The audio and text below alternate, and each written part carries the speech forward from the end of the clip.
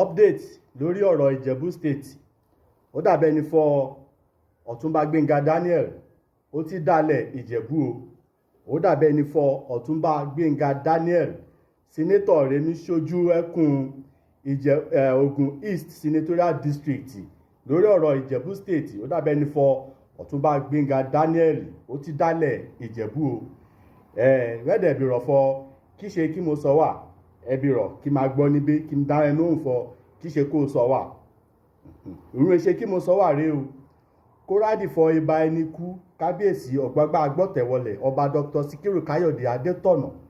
Kórádì fọ ibà ẹni kú Ìjẹ̀bú state rí dédé ẹni ń polongo. Àjẹ́ńdàrí wà ńlẹ̀ rí ọ̀rọ̀ Ìjẹ̀bú state ṣùgbọ́n ní kìbá ẹni dẹ̀ ti kú náà ẹ̀. Gbénga Daniel Ọ̀túnba Gbénga Daniel wọ́n ti pa òun dà o. Ìjẹ̀bú Rẹ́mọ state rí mo dẹ̀ ń gbọ́ kàn dẹ̀ tún polongo náà yín o lẹ́yìn eré ibà ẹni kú wọ́n ti dálẹ̀ dàbẹ́ ni fọ wọ́n ti dálẹ̀ Ìjẹ̀bú lórí ọ̀rọ̀ Ìjẹ̀bú state náà. Kí ṣe kí mo sọ wà torí mò ń rí fọ́nrán Rẹ̀mí jáde lẹ́nu jọ́ mẹ́ta wèé ní dédé bí wọ́n gbé lọ́mú ṣe bat OGD campaign àbíràn kan wọn kàn dárúkọ fọ Ìjẹ̀bú Rẹ́mọ state Ìjẹ̀bú Rẹ́mọ state president tí approve rẹ̀ Ìjẹ̀bú Rẹ́mọ state. Kórádì fọ ibà ẹni kú Awujale Ìjẹ̀bú state United Ìjẹ̀bú state rí dédé ẹni fọwọ́ sí for United Ìjẹ̀bú state àfẹ́dà ìkótómọ́ state torí wàhálà àárò máa ń darílẹ̀ láwùjọ. United Ìjẹ̀bú state Kórádì fọ àṣẹ ojúde ọba dédé àṣìyára àgbé United Ìjẹ̀bú state 6 local government rẹ̀ wà ní Ìjẹ̀bú rẹ̀ wà níbẹ̀. Ìkà àwọn Rẹ́mọ fọ àwọn sí Ìjẹ̀bú àwọn bọ́ Ìjẹ̀bú lọ kan fún àwọn máa bọ́ Ògùn state lọ ìyẹn ṣerunkurun ṣùgbọ́n báyìí ti gbésẹ̀ náà yìí ohun ti yí padà o.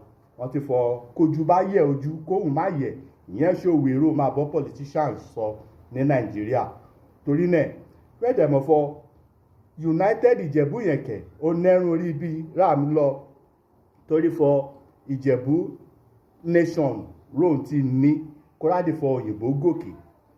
Ìjẹ̀bú nation Ìjẹ̀bú kingdom Ìjẹ̀bú nation orílẹ̀-èdè kan ṣoṣo ni Kórádì fọ òyìnbó dé kan ra amalgamate Nàìjíríà kan ra kẹrọ mẹ́rù.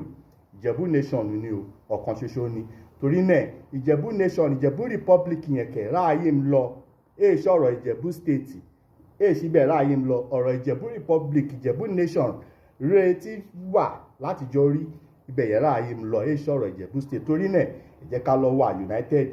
Òun rí Ọ̀túnba Gbénga Daniel rí kóra wárú ọwọ́ kan wá ṣàlàyé rẹ̀ ní gbọ́ o torí fọ United Ìjẹ̀bú state ráǹfẹ́ ràn ọdẹ rí nọ́bẹ̀ kan ra wárú ọwọ́ kan wá ṣàlàyé rẹ̀ nítorí Ìjẹ̀bú republic lórí channel ìwé ó ti kúrò ní kékeré ó ti kúrò ní kèrèmí ó ti gẹ̀rẹ̀gẹ̀ dìgẹ̀ torí náà ìpè sọ̀mù wọlé lọ́tún lọ́sì kí DM kò mú jáwọlé lọ́tún lọ́sì lóríṣiríṣi fọ bá Ìjẹ̀bú republic kí dẹ̀mí ṣẹlẹ̀kẹ̀ àmàdẹ̀gbọ́ Ìjẹ̀bú state lẹ́nu Ọ̀túnba Gbénga Daniel Ìjẹ̀bú republic Ìjẹ̀bú Rẹ́mọ state màrá dẹ̀ ń gbọ́ lẹ́nu rẹ̀ torí náà ṣe kí mo ń ṣe fídíò náà máa táàgì OGD sẹ́yìn máa táàgì wọn máa mẹ́ńṣọ̀nù wọn kọ́ wọn náà rí rán orí lọ́bẹ̀ kan ra wàrú ọwọ́ kan wá bọ́ ríta kan wá ṣàlàyé rẹ̀ ni torí fọ United Ìjẹ̀bú front rà dúró ní lórí bó ṣe jẹ́rìí yẹn o.